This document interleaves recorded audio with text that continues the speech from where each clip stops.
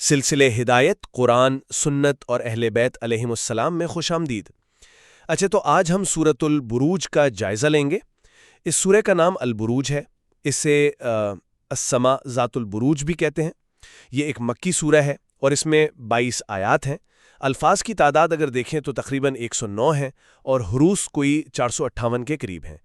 اچھا، اس سورہ کے جو بنیادی موضوعات ہیں ان میں ایک تو اہل ایمان کو تکالیف پہنچانے والوں کے لیے سخت تنبیہ ہے، پھر اصحاب الاخدود کا وہ دل ہلا دینے والا واقعہ، قوم سمود اور فرعون جیسے جو سرکش گروہ تھے ان کا انجام، اور کلام الہی یعنی قرآن مجید کا مقام و مرتبہ، خاص طور پر اس کا لوح محفوظ میں ہونا، یہ سب شامل ہے۔ تو آج جو ہماری گفتگو کا محور رہے گا وہ سوال یہ ہے کہ سورۃ البروج ظلم و ستم کے لازمی انجام اور ایمان پر ثابت قدمی کے جو شاندار نتائج ہیں ان کو کس طرح واضح کرتی ہے، اور خاص طور پر وحی الہی کے تحفظ اور اس کی عظمت پر کیسے روشنی ڈالتی ہے۔ میں انشاءاللہ روایات اور تفاسیر کی روشنی میں آیات کا مفہوم بیان کروں گا، بالخصوص آیت اللہ مکارم شیرازی اور علامہ محسن نجفی کی آراء کو سامنے رکھتے ہوئے۔ جی بالکل، اور میں کوشش کروں گی کہ ان معانی اور مفاہیم پر غور کروں، سوالات اٹھاؤں اور ہم مل کر ان آیات کے جو گہرے مضمرات ہیں اور ان سے جڑے فکری پہلو ان کو سمجھ سکیں۔ میرا موقف تھوڑا سا یہ رہے گا کہ ہم صرف واقعات کے بیان تک نہ رہیں، بلکہ ان میں جو پوشیدہ دائمی اسباق ہیں، جو ایمانی حکمتیں ہیں، انہیں آج کے دور میں کیسے سمجھا جائے، اس پر بات کریں۔ جی بہت خوب۔ تو سورۃ البروج کا جو مرکزی پیغام ہے، جیسا کہ مفسرین بیان کرتے ہیں، وہ دراصل ابتدائی مسلمانوں کو جو مکہ میں شدید ظلم و ستم کا شکار تھے انہیں حوصلہ دینا تھا اور ثابت قدمی کی تلقین کرنا تھا۔ یہ سورہ اصحاب الاخدود جیسی تاریخ کی ایک بڑی لرزہ خیز مثال پیش کرتی ہے، جہاں اہل ایمان کو صرف اللہ پر ایمان لانے کی وجہ سے آگ کی خندقوں میں جلا دیا گیا۔ تو اس کے ذریعے ظالموں کے لیے اللہ کی شدید پکڑ اور اہل ایمان کے لیے جنت کی عظیم کامیابی، ان کا ایک موازنہ کیا گیا ہے۔ پھر فرعون اور سمود جیسی طاقتور مغرور قوموں کی تباہی کا ذکر کر کے قریش مکہ جیسے مخالفین کو تنبیہ کی گئی ہے کہ بھئی تمہارا انجام بھی ویسا ہی ہو سکتا ہے، اور آخر میں قرآن مجید کے لوح محفوظ میں ہونے کا اعلان کر کے اس کی الہی حیثیت، اس کی عظمت اور یہ کہ وہ ہر قسم کی تحریف سے پاک ہے، اس پر ایک طرح سے مہر تصدیق ثبت کی گئی ہے۔ میرا نقطہ نظر یہ ہے کہ سورہ کا پیغام بہت واضح ہے، تاریخی شواہد پر مبنی ہے اور اہل ایمان کے لیے ایک قطعی حجت ہے۔ آپ کی بات درست ہے کہ یہ پیغام تاریخی تناظر اور بنیادی تعلیمات کے حوالے سے تو بہت واضح ہے، لیکن میرا نقطہ نظر تھوڑا یہ ہے کہ ہمیں اس سے آگے بڑھ کر یہ بھی دیکھنا ہوگا کہ یہ تاریخی واقعات صرف ماضی کا قصہ تو نہیں ہے، بلکہ یہ ہر دور کے انسان کے لیے، خاص طور پر ایمان اور ظلم کی جو کشمکش ہے، اس میں گہرے نفسیاتی اور روحانی سوالات اٹھاتے ہیں، جیسے اصحاب الاخدود کا واقعہ۔ یہ صرف ظلم کی داستان نہیں ہے، یہ انسانی ارادے، ایمان کی طاقت اور بظاہر جو بے بسی کا عالم ہوتا ہے، اس میں بھی فتح کے تصور کو چیلنج کرتا ہے۔ اسی طرح اللہ کی صفات کا بیان، جیسے بطش شدید یعنی سخت پکڑ اور غفور ودود یعنی بخشنے والا، محبت کرنے والا، ان میں بظاہر جو ایک تضاد سا نظر آتا ہے، اس کو سمجھنا اور پھر موجودہ حالات پر منطبق کرنا میرے نزدیک اس سورہ کی اصل روح تک پہنچنے کے لیے ضروری ہے۔ تو آئیے ان پہلوؤں کو ذہن میں رکھتے ہوئے آیات کا جائزہ لیتے ہیں۔ اور حاضر ہونے والے کی اور اس دن کی جس میں حاضری ہو۔ اچھا، یہاں اللہ تعالیٰ 3 عظیم چیزوں کی قسم کھا رہا ہے۔ پہلی، السماء ذات البروج، یعنی برجوں والے آسمان کی۔ اب یہ بروج برج کی جمع ہے، جس کے لغوی معنی تو ہیں بلند محل یا قلعہ۔ مفسرین کے نزدیک یہاں مراد یا تو آسمان کے روشن ستارے ہیں یا پھر وہ 12 برج فلکی کانسٹلیشنز جنہیں کہتے ہیں، جو سورج اور چاند کے منزلیں ہیں۔ ایک حدیث میں رسول اللہ صلی اللہ علیہ وسلم سے سوال بھی کیا گیا تو آپ نے فرمایا کہ اس سے مراد ستارے ہیں۔ دوسری قسم ہے الیوم الموعود، یعنی وہ دن جس کا وعدہ کیا گیا ہے، اور یہ بلا اتفاق روز قیامت ہے۔ تیسری قسم ہے شاہدن و مشہود، یعنی گواہی دینے والے اور جس پر گواہی دی جائے۔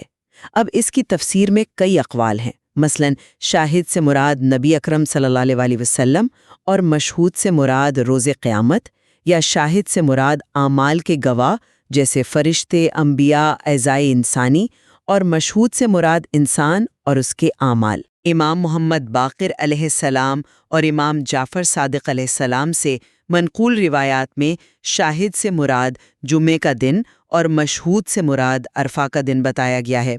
ایک اور روایت امام حسین علیہ السلام سے بھی منسوب ہے، جس میں شاہد نبی اکرم صلی اللہ علیہ وآلہ وسلم اور مشہود قیامت کا دن بتایا گیا ہے۔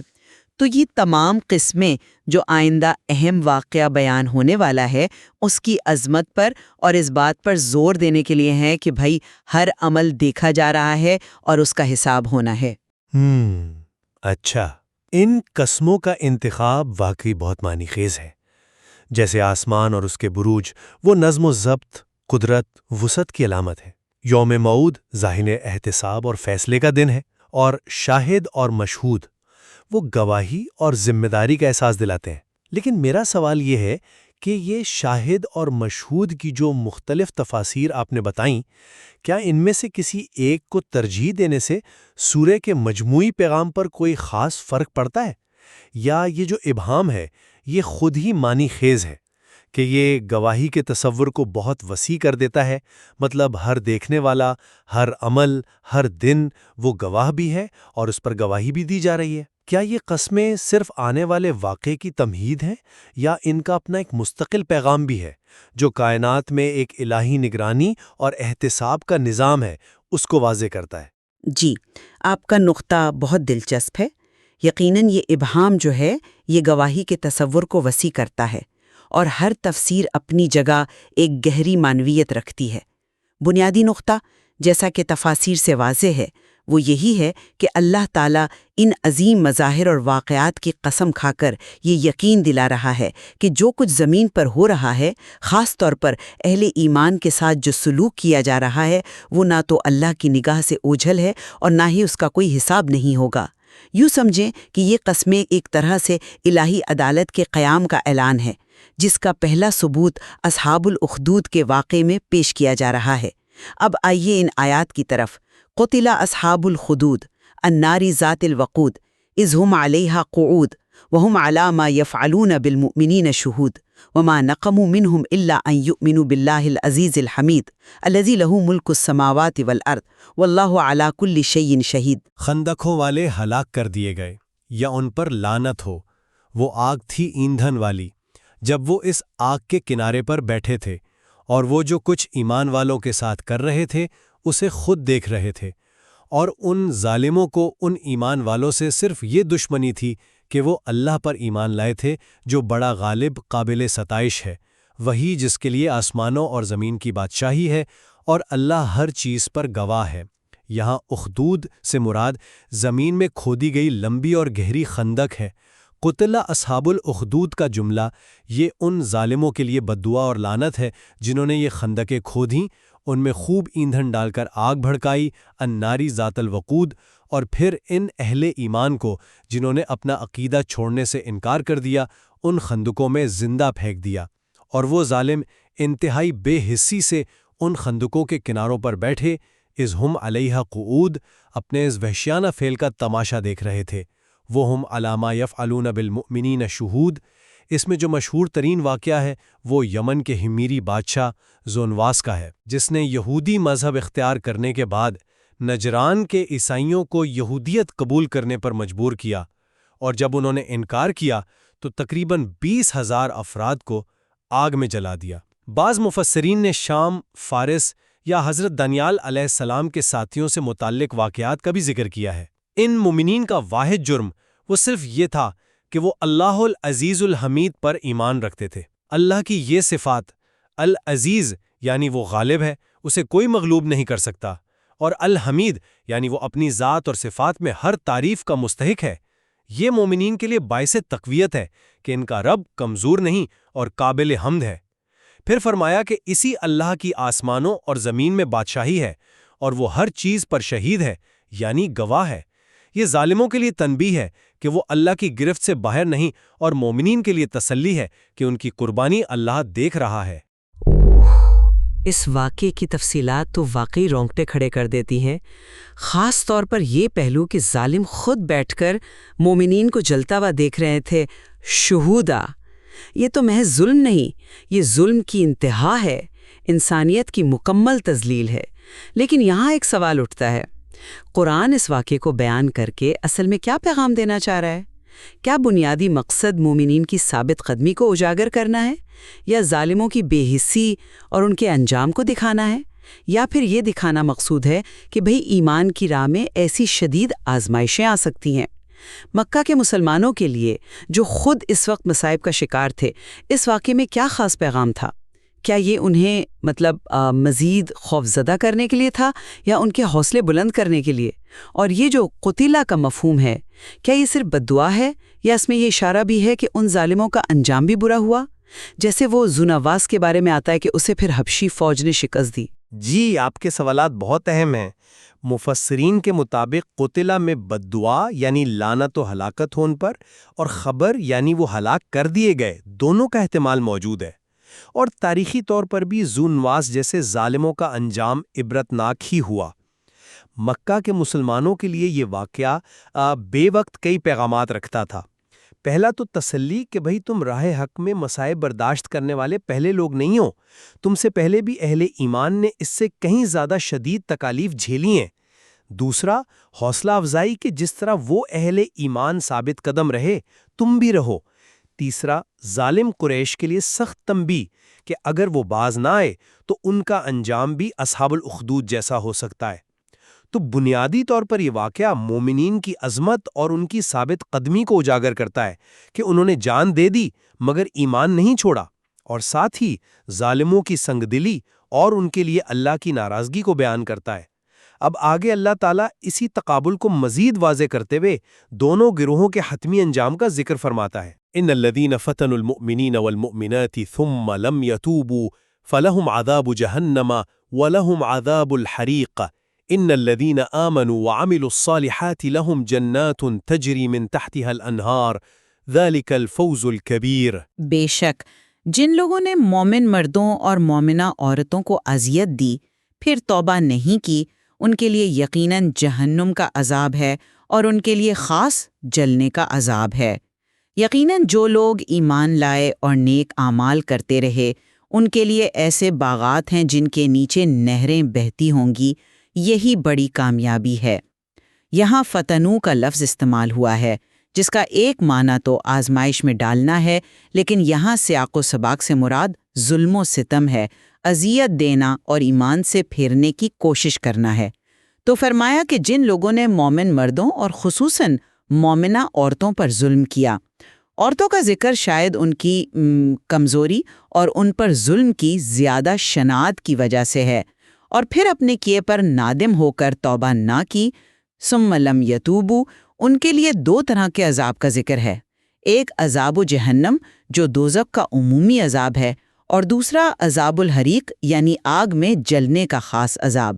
بعض مفسرین کہتے ہیں کہ عذاب الحریق کا ذکر ان کے جرم یعنی آگ میں جلانے کی مناسبت سے ہے، یوں سمجھے کہ جیسی کرنی ویسی بھرنی۔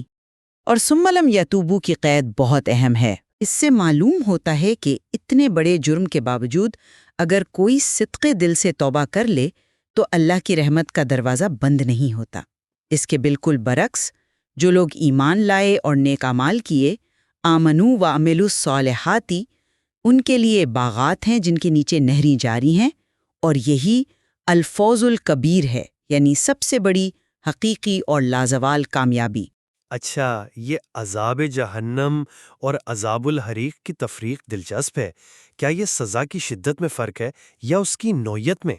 اگر یہ ان کے آگ میں جلانے کا بدلہ ہے تو یہ الہی انصاف کے اس اصول کی طرف اشارہ کرتا ہے کہ جیسا کرو گے ویسا بھرو گے۔ لیکن یہ جو شرط ہے ثم لم یتوبوا، اس پر اگر غور کریں، ایک طرف اتنا بڑا ظلم ہے جس پر شدید ترین عذاب کی وعید ہے، دوسری طرف توبہ کا دروازہ کھلا ہے۔ یہ نکتہ ان مظلومین کے لیے جو یہ آیات سن رہے تھے کیا معنی رکھتا ہوگا؟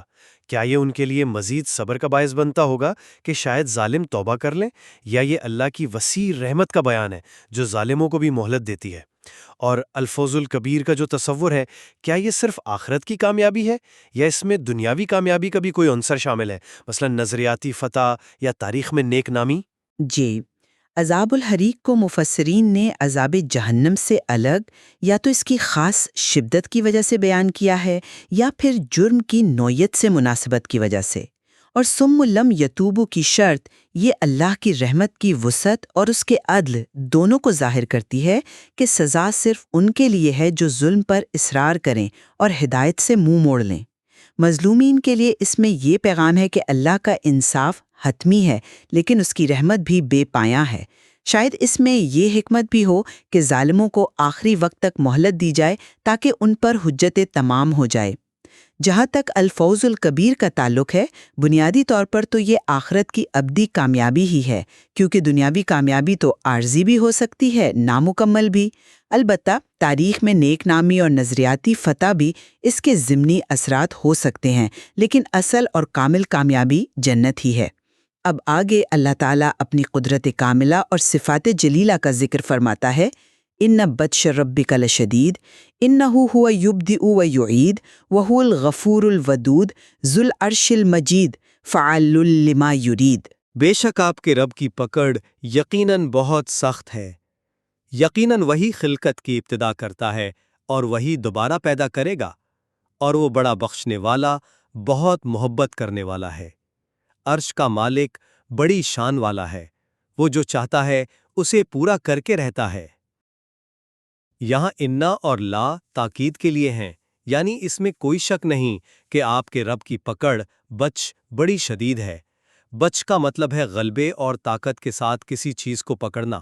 ربک یعنی آپ کا رب کہہ کر نبی اکرم صلی اللہ علیہ وآلہ وسلم کو خاص طور پر تسلی دی جا رہی ہے کہ آپ کا حامی اور مددگار رب بہت قوی ہے۔ پھر فرمایا کہ وہی ہے جو تخلیق کی ابتدا کرتا ہے، یبدی، اور وہی اسے موت کے بعد دوبارہ زندگی دے گا، یعید۔ یہ قیامت اور جزا و سزا کے امکان اور وقوع پر ایک مضبوط دلیل ہے۔ اس کے بعد اللہ تعالیٰ کی 5 صفات بیان ہوئیں۔ الغفور یعنی گناہوں کو کثرت سے بخشنے والا، الودود یعنی اپنے بندوں سے خاص طور پر مومنین سے بہت زیادہ محبت کرنے والا، ذو العرش یعنی تخت حکومت، پوری کائنات کے اقتدار اعلیٰ کا مالک، المجید یعنی بڑی بزرگی اور عظمت والا، اور فعال لما یرید یعنی وہ جو کچھ کرنا چاہتا ہے اسے پوری قدرت اور حکمت سے کر گزرتا ہے، کوئی اس کے ارادے میں رکاوٹ نہیں بن سکتا۔ یہ صفات بے وقت اللہ کے جلال یعنی شدید پکڑ، مالک عرش قادر مطلق، اور اس کے جمال یعنی بخشنے والا، محبت کرنے والا، ان دونوں کو ظاہر کرتی ہیں، جس سے امید اور خوف دونوں کی کیفیات پیدا ہوتی ہیں۔ یہ صفات کا مجموعہ واقعی قابل غور ہے۔ ایک طرف بطش شدید، دوسری طرف غفور ودود، بظاہر یہ متضاد سی نظر آ سکتی ہیں۔ اس توازن کو کیسے سمجھا جائے، خاص طور پر جب ایک مومن شدید مشکلات سے گزر رہا ہو، اسے اللہ کی محبت یعنی ودود کیسے محسوس ہو، جبکہ حالات بظاہر اس کی سخت پکڑ یعنی بطش شدید کی طرف اشارہ کر رہے ہوں؟ کیا یہ صفات صرف آخرت کے تناظر میں ہیں یا ان کا تعلق دنیاوی معاملات سے بھی ہے؟ اور فعال لما یرید، جو چاہتا ہے کرتا ہے، یہ صفت جہاں اللہ کی قدرت کاملہ کو ظاہر کرتی ہے، وہیں یہ انسان کو یہ سوچنے پر بھی مجبور کرتی ہے کہ پھر دنیا میں یہ ظلم اور تکلیف کیوں ہیں؟ کیا یہ سب بھی اسی ارادے کا حصہ ہے؟ یہ سوالات یقیناً گہرے غور و فکر کے متقاضی ہیں۔ جی، یہ صفات متضاد نہیں ہیں، بلکہ اللہ کی ذات کی جامعیت کو ظاہر کرتی ہیں۔ اس کی پکڑ ظالموں، سرکشوں اور توبہ نہ کرنے والوں کے لیے شدید ہے، جبکہ اس کی بخشش اور محبت ایمان والوں اور توبہ کرنے والوں کے لیے ہے۔ دنیا تو دارالامتحان ہے، یہاں کی مشکلات اور تکالیف مومن کے لیے آزمائشیں ہیں، درجات کی بلندی کا سبب بنتی ہیں، اور ظالم کے لیے مہلت ہوتی ہے۔ فعال لما یرید کا مطلب یہ نہیں کہ اللہ جو چاہے بغیر کسی حکمت اور مقصد کے کرتا ہے، نہیں، بلکہ وہ جو چاہتا ہے اپنی کامل حکمت اور عدل کے مطابق کرتا ہے، اور اسے کرنے سے کوئی روک نہیں سکتا۔ دنیا میں ظلم کا ہونا وہ انسان کو جو اختیار دیا گیا ہے اور آزمائش کا جو نظام ہے، اس کا حصہ ہے، جس کا حتمی نتیجہ اور انصاف آخرت میں ظاہر ہوگا۔ اللہ کی محبت مومن کو مشکلات میں صبر اور امید عطا کرتی ہے کہ اس کا رب اسے دیکھ رہا ہے اور اس کا اجر ضائع نہیں ہوگا۔ اب آگے اللہ تعالیٰ مزید تاریخی مثالوں سے اپنی بات کو پختہ کرتا ہے۔ هل أتاك حديث الجنود فرعون وثمود بل الذين كفروا في تكذيب والله من ورائهم محيط. کیا آپ کے پاس لشکروں کی خبر پہنچی ہے، فرعون اور سمود کے؟ بلکہ یہ کافر تو جھٹلانے ہی میں پڑے ہوئے ہیں، حالانکہ اللہ نے انہیں ان کے پیچھے سے گھیرا ہوا ہے۔ یہاں استفہام جو ہے وہ تقریری ہے، یعنی سوال پوچھ کر بات کی اہمیت کو اجاگر کیا جا رہا ہے۔ نبی اکرم صلی اللہ علیہ وآلہ وسلم سے پوچھا جا رہا ہے کہ کیا آپ تک ان طاقتور لشکروں جنود کی کہانی پہنچی ہے جنہوں نے اللہ کے نبیوں کی مخالفت کی اور ظلم کیا؟ پھر دو بڑی مثالیں دی گئیں، فرعون جس کی وسیع سلطنت اور طاقت مشہور تھی، اور قوم سمود جو پہاڑوں کو تراش کر محفوظ گھر بنانے میں ماہر اور بڑی قوت والے تھے۔ دونوں اپنی طاقت کے نشے میں مغرور تھے، لیکن اللہ نے فرعون کو لشکر سمیت دریا میں غرق کر دیا اور سمود کو ایک ہیبت ناک چیخ یا عذاب سے نیست و نابود کر دیا۔ تو یہ قریش مکہ کے لیے جو اپنی عددی قوت اور سماجی حیثیت پر بڑے نازاں تھے، ایک واضح تنبیہ ہے کہ بھائی تم فرعون اور سمود کے مقابلے میں کچھ بھی نہیں ہو۔ اگر اللہ انہیں تباہ کر سکتا ہے تو تمہیں بھی تباہ کر سکتا ہے کہ اللہ ہمیشہ حق کا ساتھ دیتا ہے اور باطل کو مٹا دیتا ہے۔ پھر فرمایا کہ اصل مسئلہ یہ ہے کہ کافر تو حق کو جاننے کے باوجود اسے جھٹلانے فی تکذیب پر تلے ہوئے ہیں، لیکن وہ یہ نہ بھولیں کہ اللہ نے انہیں ہر طرف سے گھیرا ہوا ہے۔ واللہ من ورائہم محیط، وہ جہاں بھی جائیں اللہ کی قدرت اور علم کے احاطے سے باہر نہیں نکل سکتے۔ اچھا، فرعون اور سمود کا انتخاب، کیا یہ صرف طاقت اور تباہی کی مثالیں ہیں یا ان میں کوئی اور مشترک پہلو بھی ہے جو اصحاب الاخدود کے واقعے اور قریش کی صورتحال سے جڑتا ہے؟ جیسے فرعون نے بنی اسرائیل پر ظلم کیا، سمود نے حضرت صالح علیہ السلام کی نافرمانی کی، اصحاب الاخدود نے مومنین کو جلایا، قریش مسلمانوں پر ظلم کر رہے تھے۔ تو شاید مشترک پہلو اللہ کی واضح نشانیوں کے مقابلے میں تکبر، ظلم اور انکار ہے۔ اور یہ محیط یعنی گھیرنے والا، اس کا تصور بھی بہت گہرا ہے۔ کیا یہ صرف طاقت کے گھیرے کی بات ہے یا علم، قدرت اور آخرت میں گرفت کے گھیرے کی بھی؟ کیا اس میں یہ معنی بھی پوشیدہ ہے کہ ان کے تمام منصوبے اور تدبیریں اللہ کے علم میں ہیں اور وہ ان کے اثرات کو زائل کرنے پر قادر ہیں؟ بالکل بالکل، آپ نے صحیح کہا۔ ان مثالوں میں مشترک پہلو محض طاقت نہیں بلکہ اللہ کی آیات اور اس کے رسولوں کے مقابلے میں تکبر، سرکشی اور ظلم ہے۔ اور محیط کا مفہوم یقیناً بہت وسیع ہے۔ یہ اللہ کی قدرت کا احاطہ بھی ہے کہ وہ بھاگ نہیں سکتے، اس کے علم کا احاطہ بھی ہے کہ ان کی کوئی بات یا منصوبہ پوشیدہ نہیں، اور اس کی گرفت کا احاطہ بھی ہے کہ وہ جب چاہے انہیں پکڑ سکتا ہے۔ یہ کفار کے لیے انتہائی سخت وعید ہے کہ وہ خود کو آزاد اور طاقتور سمجھنے کی غلط فہمی میں نہ رہیں۔ اب سورہ کا اختتام قرآن مجید کی عظمت اور اس کے محفوظ مقام پر ہوتا ہے۔ بل ہوا قرآن مجید فی لوح محفوظ، بلکہ یہ تو بزرگی والا قرآن ہے، لوح محفوظ میں ثبت ہے۔ کفار مکہ قرآن کو کبھی شاعری کہتے تھے، کبھی جادو، کبھی پچھلوں کی کہانیاں۔ ان تمام الزامات کے جواب میں اللہ تعالیٰ فیصلہ کن انداز میں فرماتا ہے، نہیں، بلکہ یہ ان کی باتیں غلط ہیں۔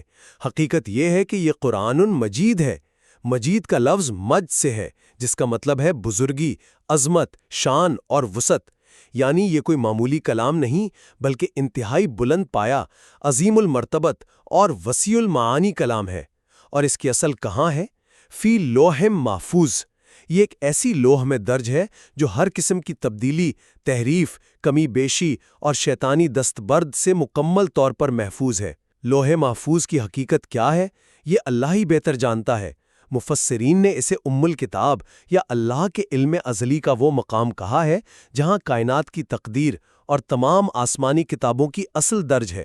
حضرت ابن عباس رضی اللہ عنہ سے منقول ہے کہ یہ عرش کے پاس ایک لوح ہے جس میں سب کچھ لکھا ہے۔ یہ آیات قرآن کے منظمن اللہ ہونے، اس کی صداقت، ابدیت اور حفاظت کی قطعی دلیل ہے۔ قرآن مجید اور لوح محفوظ، یہ اختتامی آیات تو جیسے پوری سورہ کے پیغام کو سمیٹتی نظر آتی ہیں۔ ایک طرف ظلم، تکلیف، انسانی بے بسی کی انتہا یعنی اصحاب الاخدود، دوسری طرف اللہ کی شدید پکڑ اور تاریخی سزائیں یعنی فرعون، سمود، اور پھر اچانک کلام الہی کی عظمت اور اس کے محفوظ ہونے کا اعلان۔ اس ترتیب میں کیا حکمت ہے؟ کیا یہ پیغام دیا جا رہا ہے کہ ان تمام تر مشکلات اور تاریخی نشیب و فراز کے باوجود اللہ کی ہدایت یعنی قرآن وہ اٹل ہے، محفوظ ہے اور ہر دور کے لیے باقی رہنے والی ہے؟ اور یہ لوح محفوظ کا تصور یہ ایک مومن کے لیے کیا معنی رکھتا ہے؟ کیا یہ صرف قرآن کی حفاظت کی ضمانت ہے یا یہ اس بات کی بھی علامت ہے کہ کائنات کا پورا نظام بشمول حق و باطل کی کشمکش اور اس کے نتائج وہ سب اللہ کے ایک عظیم منصوبے کا حصہ ہیں جو پہلے سے اس کے علم میں درج ہے؟ یہ تصور تو یقیناً ایمان کو گہرائی اور وسعت عطا کرتا ہے۔ جی، آپ نے بہت خوبصورتی سے اس ربط کو قائم کیا ہے۔ یقیناً سورہ کا اختتام اسی نقطے پر ہوتا ہے۔ دنیا میں چاہے کتنے ہی فتنے برپا ہوں، ظلم ہو یا حق کو دبانے کی کوشش کی جائے، اللہ کا کلام، اس کی ہدایت یعنی قرآن مجید، وہ اپنی اصل شکل میں محفوظ رہے گا اور لوگوں کی رہنمائی کرتا رہے گا۔ یہ لوح محفوظ میں ہے، یعنی اس کی بنیادیں اتنی مضبوط اور بلند ہے کہ کوئی اسے متزلزل نہیں کر سکتا۔ یہ مومنین کے لیے بہت بڑی تسلی ہے کہ جس چیز پر وہ ایمان لائے ہیں وہ کوئی عارضی یا انسانی چیز نہیں، بلکہ اللہ کے ازلی علم سے آئی ہوئی ہمیشہ باقی رہنے والی حقیقت ہے۔ اور یہ تصور نہ صرف قرآن کی حفاظت کی ضمانت ہے، بلکہ یہ بھی ظاہر کرتا ہے کہ تاریخ کے تمام واقعات بشمول آزمائشیں اور فتوحات وہ اللہ کی کامل حکمت اور علم کے تحت رونما ہو رہے ہیں۔ بس سورۃ البروج کا خلاصہ یہ ہے کہ یہ ظلم کے انجام بد اور ایمان پر استقامت کے شاندار نتیجے کو تاریخی مثالوں اور الہی صفات کے ذریعے واضح کرتی ہے، اور آخر میں قرآن کی لازوال عظمت اور حفاظت کا اعلان کر کے اہل ایمان کے دلوں کو مضبوط کرتی ہے۔ واقعی یہ سورہ ایمان، صبر، ظلم کے خلاف مزاحمت اور اللہ کے انصاف پر یقین کے حوالے سے بہت گہرے اسباق سکھاتی ہے۔ اصحاب الاخدود کی قربانی ہمیں ایمان کی قیمت اور اس کی عظمت کا احساس دلاتی ہے۔ فرعون و سمود کا انجام اللہ کی قدرت اور پکڑ کی یاد دہانی کراتا ہے۔ اللہ کی صفات یعنی غفور، ودود، شدید البطش وہ ہمیں امید اور خوف کے درمیان ایک متوازن رویہ اپنانے کی تلقین کرتی ہیں، اور قرآن کا لوح محفوظ میں ہونا یہ ہمیں اس الہی کتاب کی قدر کرنے اور اس سے رہنمائی حاصل کرنے کی دعوت دیتا ہے۔ یہ گفتگو واقعی ظاہر کرتی ہے کہ اس مختصر سی سورہ میں بھی غور و فکر کے لیے کتنی ہی پہلو پوشیدہ ہیں جو ہمیں بار بار اپنی طرف متوجہ کرتے ہیں۔ بے شک اللہ کے کلام میں تدبر اور اس سے حاصل ہونے والے اسباق پر غور و فکر ہی ہدایت کا اصل راستہ ہے۔ یہ سورہ ہمیں یاد دلاتی ہے کہ تاریخ کے صفحات گواہ ہیں کہ حق اور سچائی کو وقتی طور پر دبایا تو جا سکتا ہے، مٹایا نہیں جا سکتا، اور اللہ اپنے ماننے والوں کا حامی و ناصر ہے۔